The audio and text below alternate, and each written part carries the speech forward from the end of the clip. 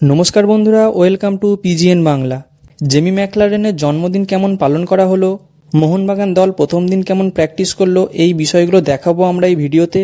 এবং আনোয়ার আলীর ব্যাপারটা নিয়ে আলোচনা করব, সঙ্গে প্রীতম কোটালের মোহনবাগানে আসার ব্যাপারে আপডেট দেব। অবশ্যই শেষ পর্যন্ত দেখবে, দারুণ একটা ইম্পর্টেন্ট ভিডিও হতে চলেছে। এবং আমাদের চ্যানেলে প্রথমবার এলে অবশ্যই চ্যানেলটি সাবস্ক্রাইব করে রাখবে। প্রথমেই জানাই সকল মোহনবাগান ফ্যানেদের মোহনবাগান দিবসের শুভেচ্ছা।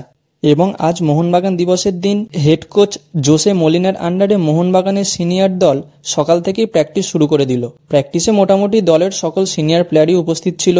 Jamie Maclaren, Jason Cummings, Tom Aldred, Subhasish Bose, Manvir Singh, Liston Colaco, Sahal Abdul Samad, Ashique Kuruniyan, Apuia, Deepak Tangri, এমনকি গোলকিপার বিশাল কাইতো ছিল। প্র্যাকটিস শেষ করে সকলেই মেতে ওঠে জেমি ম্যাকলারেনের জন্মদিন পালনে। দীপক টাংরি আর জেসন কামিংস তো আবার জেমি ম্যাকলারেনকে কেকও মাখিয়ে দিয়েছে। এবং দর্শকদের সঙ্গে সেলফি তোলা, অটোগ্রাফ দেয়া এসবও করতে দেখা যায় জেমি ম্যাকলারেনকে। তবে এত কিছুর মধ্যেও একটা সমস্যার সমাধান এখনও হলো না, সেটা হলো আনোয়ার আলীর সমস্যা। আজও কিন্তু আনোয়ার আলী সিনিয়র দলের সঙ্গে প্র্যাকটিসে যোগ দিল না। তবে কী কারণে আজ প্র্যাকটিসে এলো না সেটা আমি এখনও জানতে পারিনি। তবে এইভাবে তো দীর্ঘদিন চলতে পারে না।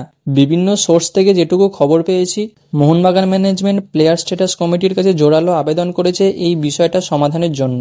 তবে মোহনবাগান আনোয়ার আলীর বিকল্প ভেবেই রেখেছে, কেরালা ব্লাস্টার থেকে প্রীতম কোটালকে ফিরিয়ে আনবে। এবং এই ডিলটা অলমোস্ট কনফার্ম ধরে নাও, কারণ আজ সকালে দেখলাম একটা বেশ বড় সোর্স, মানে ট্রাস্টেড সোর্স গ্যারান্টি দিয়ে বলেছে প্রীতম কোটাল মোহনবাগানেই ফিরতে চলেছে।